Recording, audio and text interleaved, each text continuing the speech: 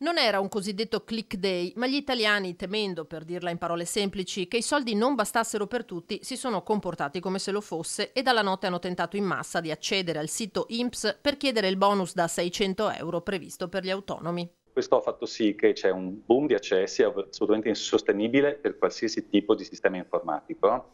Inoltre questa mattina, lo ha detto anche pubblicamente il presidente Tridico, noi lo sapevamo già dagli scorsi giorni, ci sono stati anche degli attacchi di hacker che si sono concentrati su di noi, sullo Spallanzani, su una serie di strutture pubbliche. Così in diretta su Antenna 3 il direttore regionale dell'INPS Antonio Pone, sito nazionale in tilt con tanto di scambio di dati, quindi di informazioni sensibili visibili da un utente all'altro. Portale accessibile per ore solo a consulenti del lavoro e patronati, poi dal pomeriggio di nuovo ai cittadini. Le persone però è importante che i cittadini sappiano che non c'è nessun click day, quindi le domande saranno lavorate anche se pervenute nei giorni successivi a oggi che era il primo giorno per presentarle, quindi non c'è nessuna differenza tra una domanda presentata il 1° aprile, il 10 aprile o il 20 aprile. Peraltro, qualora anche si esaurissero i fondi disponibili, il governo ha già fatto sapere che le misure saranno rifinanziate. Ma la preoccupazione delle categorie, già manifestata nei giorni scorsi, rimane, come testimonia il segretario veneto della CNA, Matteo Ribon.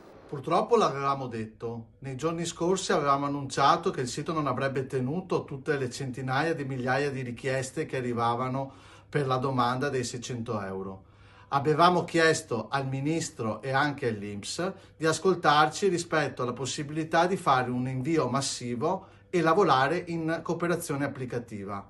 Queste due cose avrebbero potuto evitare il collasso di questa mattina. Più prudenti i sindacati che guardano oltre alla questione di servizio. L'INPS è chiamato e sta facendo un lavoro straordinario, perché chiaramente oltre a gestire tutta la produzione che faceva prima, adesso ci sono tutti questi nuovi sussidi, senza dimenticare che tra poco ne arriveranno di nuovi, quindi è un lavoro importante e bisogna avere anche qui la dovuta pazienza che la macchina vada a regime. Questa crisi è una grande opportunità perché ci può far uscire tutti con meno disuguaglianze.